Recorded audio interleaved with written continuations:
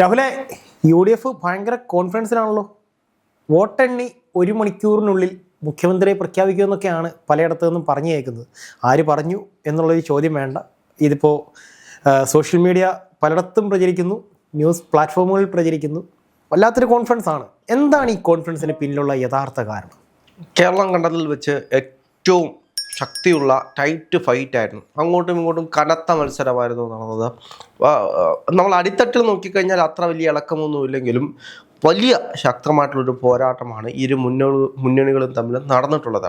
ഇപ്പോൾ LDF ആണെങ്കിൽ അതിലും വലിയ കോൺഫിഡൻസിലാണ്. അടുത്ത മുഖ്യമന്ത്രി പിണറായി വിജയൻ തന്നെ. പിണറായി 3.0 ഉണ്ടാകുമെന്നൊക്കെ പറയുന്നൊരു സാഹചര്യമാണ്. എനിക്കത് കോൺഗ്രസിലാണെന്ന് തോന്നുന്നു അതിലും വലിയ കോൺഫിഡൻസ്.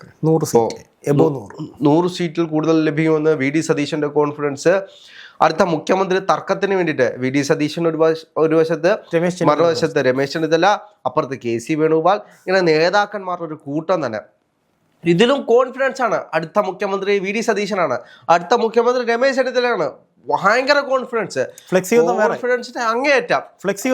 അതിന്റെ കൂടെ UDFന്റെ പല നേതാക്കന്മാരും പറയുന്നു, UDF വിജയിച്ചു കഴിഞ്ഞാൽ, അല്ലെങ്കിൽ UDFന്റെ സ്ഥാനാർത്ഥികൾ വിജയിച്ചു കഴിഞ്ഞാൽ, 100+ സീറ്റ് ഉണ്ടായിക്കഴിഞ്ഞാൽ 1 മണിക്കൂറിൽ ഞങ്ങൾ മുഖ്യമന്ത്രി സ്ഥാനാർത്ഥിയെ പ്രഖ്യാപിക്കും. വലിയ കോൺഫിഡൻസ് ആണ്. പക്ഷേ അതിലും വലിയ കോൺഫിഡൻസ് ആണ്. ഇപ്പോൾ 1 മണിക്കൂറിൽ എങ്ങനെ മുഖ്യമന്ത്രിയെ പ്രഖ്യാപിക്കും എന്ന് ചോദിക്കുമ്പോൾ UDF ആണ്. ഒരിക്കലും നടക്കാൻ കഴിയാത്തൊരു സാഹചര്യമാണ്. UDFന്റെ മുഖ്യമന്ത്രി ആരാണ് എന്ന് പ്രഖ്യാപിക്കുന്നത് ഹൈക്കമാൻഡാണ്. അപ്പോൾ ഹൈക്കമാൻഡിന്റെ നേതൃത്വത്തിൽ ചർച്ചകൾ നടത്തിയിട്ടാണ് ആരാണ് അടുത്ത മുഖ്യമന്ത്രിയൊക്കെ എന്നൊക്കെ തീരുമാനിക്കുന്നത്. പക്ഷേ അതും കടന്നു പോയിരിക്കുകയാണ് UDFന്റെ ഒരു കണക്ക് നമ്മൾ എടുത്തു വെച്ച് നോക്കുകയാണെങ്കിൽ UDF പറയുന്നത് ഭരണത്തുടർച്ച ഉറപ്പിച്ച കോൺഗ്രസ് മെയ് 5-ന് സ്ക്രീനിങ് കമ്മിറ്റി യോഗം ചേരും, മെയ് 6-ന് ഘടകകക്ഷികളുമായിട്ട് യോഗം ചേരും, മെയ് 7-ന് നേതാക്കൾ ഡൽഹിയിലേക്ക് പോകും, 8-നോ 9-നോ മെയ് 8-നോ 9-നോ മുഖ്യമന്ത്രിയെ പ്രഖ്യാപിക്കും. ഇതാണ് UDFന്റെ ഒരു ഓവർ കോൺഫിഡൻസ്. എന്താണ് ഇപ്പോൾ ജയിക്കുമെന്നുള്ള സർവേകളൊക്കെ നമ്മൾ കണ്ടു. പക്ഷെ അതിനൊക്കെ മുന്നേ UDF രണ്ടും കൽപ്പിച്ചാണ് 8-ാം തീയതിയോ 10-ാം തീയതിക്കോ ഉള്ളിലും UDFന്റെ മുഖ്യമന്ത്രി ആരാണ് എന്ന് യഥാർത്ഥത്തിൽ പുറത്തു വരുമെന്നൊരു സാഹചര്യമാണ്. കാരണം UDF 2 കൽപ്പിച്ചിട്ടാണ്. രാഹുൽ, ഇതൊക്കെ കാണുമ്പോൾ എനിക്ക് തോന്നുന്ന ഒരു പഴമൊഴിയാണ്. കാരണം ജനിക്കും മുമ്പേ കുഞ്ഞിനെ ഉടുപ്പ് തയ്ക്കുന്ന പരിപാടിയാണ് ഈ ചെയ്യുന്നത്. കാരണം ഇത് ഇലക്ഷൻ ആണ്, എങ്ങോട്ട് വേണമെങ്കിലും മാറി മറിയാം. ഈ അതൊരു ഒരു പാർട്ടിയുടെ കോൺഫിഡൻസ് നമ്മൾ തള്ളിക്കളയരുത്. രണ്ടുപേരും വിശ്വസിക്കുന്നില്ലല്ലോ. UDFനോട് ചോദിച്ചു കഴിഞ്ഞാൽ UDF വിശ്വസിക്കില്ല. കഴിഞ്ഞ ദിവസങ്ങളിൽ രമേശ് ചെന്നിത്തല പറഞ്ഞു എനിക്ക് വിശ്വാസമില്ല. KC വേണുഗോപാൽ പറഞ്ഞു, രമേശ് ചെന്നിത്തല പറഞ്ഞു. ഇവർക്ക് ആർക്കും ഇതിൽ വിശ്വാസമില്ല ഈ സർവേകളിൽ. അപ്പോൾ LDFനോട് ചോദിച്ചു കഴിഞ്ഞാൽ അവർക്കും വിശ്വാസമില്ല ഈ സർവേകളിലൊന്നും. എന്താണ് UDFന് വിശ്വാസമില്ലാത്തത്? UDF പറയുന്നത് ഞങ്ങൾക്ക് ഇതിലും വലിയ മികച്ച വിജയമുണ്ടാകും. LDF പറയുന്നത് എന്താണ്? ഞങ്ങൾക്ക് തുടർഭരണം ഉണ്ടാകും. അപ്പോൾ രണ്ടുപേരും ഉറച്ച കോൺഫിഡൻസിലാണ്.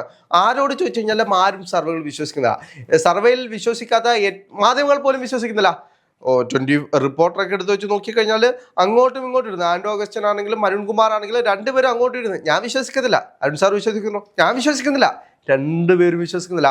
അപ്പോൾ ഇവരങ്ങോട്ടും ഇങ്ങോട്ടും പരസ്പരം തന്നെ വിശ്വസിക്കുന്നില്ല. അപ്പം സർവേകൾ വിശ്വാസരഹിതമായി മാറുന്നൊരു കാലഘട്ടത്തിലൂടെയാണ് കടന്നു പോകുന്നത്. ഇവർക്കെല്ലാം ഓവർ കോൺഫിഡൻസ് ആണ്.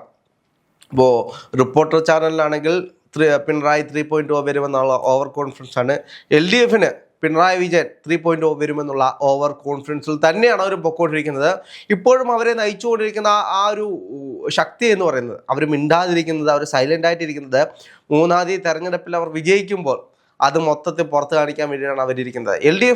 UDFനെ സംബന്ധിച്ച് എന്താണ്, ഇത്രയും കാലം അധികാരമില്ലായിരുന്നു, അധികാരം കിട്ടുമെന്നൊരു സൂചന വന്നപ്പോൾ തന്നെ അതവർ പ്രചരിപ്പിക്കാൻ തുടങ്ങി, തൻ്റെ നേതാക്കൾക്ക് വേണ്ടി അടിപിടി വലിയ തുടങ്ങി. അതൊരു സ്വാഭാവികം മാത്രമാണ്. പക്ഷേ UDFന്റെ സംഘടനാ സംവിധാനം, ഇപ്പോൾ അണികളാണ് VD സതീശൻ വേണോ അല്ലെങ്കിൽ രമേശ് ചെന്നിത്തല വേണോ എന്നുള്ള ഒരു സംഘർഷത്തിൽ നിൽക്കുന്ന, അല്ലെങ്കിൽ സംഘടനത്തിൽ നിൽക്കുന്നത്. പക്ഷേ UDF സംഘടനാ സംവിധാനം തന്നെ തീരുമാനിച്ചിരിക്കുകയാണ്, ഞങ്ങൾ വിജയിച്ചു, അതുകൊണ്ട് ഞങ്ങൾ മെയ് 5-ന് സ്ക്രീനിങ് കമ്മിറ്റി യോഗം തീരുമാനിച്ച്, മെയ് 6-ന് ഘടകകക്ഷികളുടെ യോഗം തീരുമാനിച്ച്, മെയ് 7-ന് നേതാക്കൾ ഡൽഹിയിലേക്ക് പോകുന്നൊരു സാഹചര്യം. അപ്പോൾ 7-ന് ഡൽഹിയിൽ ചെന്നിട്ട് 8-ാം തീയതിയോ 10-ാം തീയതിയോ സ്ഥാനാർത്ഥി ആരാണ് മുഖ്യമന്ത്രി എന്നുള്ള ആ വിശദമായിട്ടുള്ള വിവരം നമ്മൾ കേൾക്കാൻ കഴിയും. കേരളത്തിലെ ജനത കാതോർത്തിരിക്കുകയാണ് ആരാണ് അടുത്ത മുഖ്യമന്ത്രി എന്ന്. നാളെ പുലരി വെളുക്കുമ്പോൾ ആ പുലരിയുടെ വെളിച്ചത്തിൽ നമുക്കറിയാം എവിടേക്കാണ് ഒരു ട്രെൻഡ് പോകാൻ പോകുന്നത്. 8 മണിക്ക് വോട്ടെണ്ണി തുടങ്ങുമ്പോൾ ആ ഒരു ട്രെൻഡ് എവിടെ നിന്നാണോ ഒരു ട്രെൻഡ് പോകുന്നത് ആ ട്രെൻഡിൻ്റെ പുറകെ തന്നെയായിരിക്കും പോകാൻ പോകുന്നത്. എനിക്ക് തോന്നുന്നത് വലിയൊരു ഒഴുക്കായിരിക്കും സംഭവിക്കാൻ പോകുന്നത്. കേരളം ഇന്നേ വരെ കണ്ടിട്ടില്ലാത്ത രീതിയിലുള്ള ഒരു ഒഴുക്കായിരിക്കും. എല്ലാവരും ഒരു തൂക്ക് മന്ത്രിസഭയൊക്കെയാണ് പ്രവചിക്കുന്നത്. പക്ഷേ ജനങ്ങളുടെ മനസ്സിൽ അവർ 10 കൊല്ലക്കാലം കൊണ്ട് അവർ നിശ്ചയിച്ചു ഉറപ്പിച്ച ഒരു സ്ഥാനാർത്ഥി ഉണ്ടാകാം, ഒരു പ്രസ്ഥാനം ഉണ്ടാകാം. ആ പ്രസ്ഥാനത്തിനായിരിക്കും അവർ വോട്ട് കൊടുത്തത്.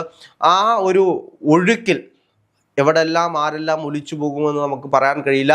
ചിലപ്പോൾ UDF മൊത്തത്തിൽ ഒലിച്ചു പോകാനുള്ള സാധ്യതയുണ്ട്, അല്ലെങ്കിൽ LDF മൊത്തത്തിൽ ഒലിച്ചു പോകാനുള്ള സാധ്യതയുണ്ട്. ഇപ്പോൾ UDFനെ സംബന്ധിച്ച് UDF പറയുന്നത്, അപ്പോൾ കഴിഞ്ഞ ദിവസങ്ങളിലൊക്കെ വലിയ ചർച്ചകളുണ്ടായിരുന്നു. ചർച്ചകൾ എന്താണെന്ന് വെച്ച് കഴിഞ്ഞാൽ, ഇപ്പോൾ നമ്മൾ പറയുന്നത് പോലെ ഒരു തൂക്ക് മന്ത്രിസഭ വരുന്നു, UDFും LDFും.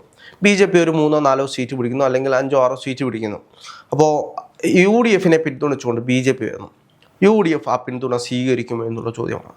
UDF ഒറ്റക്കെട്ടായിട്ട് പറഞ്ഞ് ഞങ്ങൾ ഒരിക്കലും സ്വീകരിക്കത്തില്ല. കാരണം എന്താണ്, ദേശീയ തലത്തിൽ BJPക്കെതിരെ പോരാടുന്ന ഒരു പാർട്ടി ഏതാണ് എന്ന് ചോദിച്ചു കഴിഞ്ഞാൽ അത് UDF ആണ്. അപ്പോൾ LDF പിന്തുണ സ്വീകരിക്കുമോ എന്ന് ചോദിച്ചു കഴിഞ്ഞാൽ ചിലപ്പോൾ സ്വീകരിച്ചേക്കാം. അപ്പോൾ കേരളത്തിൽ BJP LDF ഒരു സമവാക്യം ഉണ്ടായിക്കഴിഞ്ഞാൽ എന്താണ് കേരളത്തിൽ സംഭവിക്കാൻ പോകുന്നതെന്നൊരു ചോദ്യമുണ്ട്. അതിനപ്പുറത്തേക്ക് ഇതെല്ലാം സാങ്കല്പിക ചോദ്യങ്ങൾ മാത്രമാണ്, ഇതെല്ലാം സാങ്കല്പിക ഉത്തരങ്ങൾ മാത്രമാണ്. നാളെ നേരം പുലരുമ്പോൾ നമുക്കറിയാൻ കഴിയും കേരളത്തെ ആരാണ് ഭരിക്കാൻ പോകുന്നത്. UDF ആണോ LDF ആണോ? UDF ആണെങ്കിൽ ഏകദേശ ധാരണ എല്ലാവരുടെയും മനസ്സിലുണ്ട്. ഒന്നെങ്കിൽ VD സതീശൻ അല്ലെങ്കിൽ രമേശ് ചെന്നിത്തല. എവിടെയാണ് ഈ രാഷ്ട്രീയ സമവാക്യങ്ങൾ മാറാൻ പോകുന്നത്? കഴിഞ്ഞ ദിവസം അഡ്വക്കേറ്റ് ജയശങ്കർ പറഞ്ഞതുപോലെ 80 സീറ്റ് 100 സീറ്റിലേക്ക് പോവുകയാണെങ്കിൽ അതൊരു VD സതീശൻ ട്രെൻഡ് ആയിരിക്കാം. ഒരു 80-നകത്ത് നിൽക്കുകയാണെങ്കിൽ അത് രമേശ് ചെന്നിത്തലയ്ക്ക് അനുകൂലമായിട്ടുള്ളൊരു തരംഗമായിരിക്കാം. ഇപ്പോൾ ഇത്രയും പേരുണ്ടായാൽ പോലും നമ്മൾ നിയമസഭയിലേക്ക് ചെല്ലുമ്പോൾ നിയമസഭയിൽ UDFന് വേണ്ടി തിരഞ്ഞെടുക്കുന്ന ആ അംഗങ്ങൾ ഒറ്റക്കെട്ടായിട്ട് പറയുകയാണ്, എനിക്ക് ഇന്ന ആൾ മതി, ഞങ്ങളുടെ മുഖ്യമന്ത്രിയായിട്ട് ഇയാൾ മതി എന്ന് പറയുന്നൊരു സാഹചര്യം. ആ സാഹചര്യം ഉണ്ടാകാനുള്ള സാധ്യതയുണ്ട്. ഒരു സാഹചര്യങ്ങളും നമുക്ക് തള്ളിക്കളയാൻ കഴിയില്ല. നാളെ ഉണ്ടാകാൻ പോകുന്ന ട്രെൻഡാണ് ഇതെല്ലാം തീരുമാനിക്കുന്നത്, ആരധികാരത്തിൽ വരണമെന്ന്. എന്നാലും എല്ലാവരും കോൺഫിഡൻസിലാണ്, BJP പോലും കോൺഫിഡൻസിലാണ്. ഞങ്ങൾ കറുത്ത കുതിരയായി മാറും. ഈ തെരഞ്ഞെടുപ്പിലെ ഏറ്റവും വലിയ കറുത്ത കുതിര ഞങ്ങളായിരിക്കും. രാജീവ് ചന്ദ്രശേഖർ അവരുടെ അണികളോട് പറഞ്ഞിട്ടുള്ളത്, ബി സൈലന്റ്, ബി ക്വയറ്റ്, സമയം വരും, ആ സമയത്ത് നമ്മൾ പ്രകടിപ്പിച്ചാൽ മതി എന്നാണ് പറയുന്നത്. അതായത് അവർക്ക് 4-5 സീറ്റുകൾ അവർക്കുണ്ടാകുമെന്നുള്ള വിജയപ്രതീക്ഷയിലാണ് BJP ഉള്ളത്. അപ്പോൾ അവർക്കൊരു അക്കൗണ്ട് തുറക്കാനുള്ള സാധ്യതകൾ നിലനിൽക്കുന്നുണ്ട്. എന്തു തന്നെയാണെങ്കിലും കേരള രാഷ്ട്രീയം ഇന്നേ വരെ കണ്ടിട്ടില്ലാത്ത തരത്തിലുള്ള ഒരു ചതുരംഗ കളിയിലൂടെയാണ് പൊയ്ക്കൊണ്ടിരിക്കുന്നത്. ഒരു ത്രികോണ മത്സരമാണ്. ഈ മത്സരത്തിൽ ആര് വിജയിക്കും? ഈ കോൺഫിഡൻസ് ഉണ്ടല്ലോ, BJPയുടെയും 2020യുടെയും LDFിൻ്റെയും കോൺഗ്രസിൻ്റെയും CPMൻ്റെയും CPIയുടെയും എല്ലാ പാർട്ടികളുടെയും ആ ഒരു കോൺഫിഡൻസ് നാളെ ഒറ്റ ദിവസം കൊണ്ട് പല കോൺഫിഡൻസുകളും ഇല്ലാതാകും. ചില സത്യങ്ങൾ മാത്രം നിലനിൽക്കും.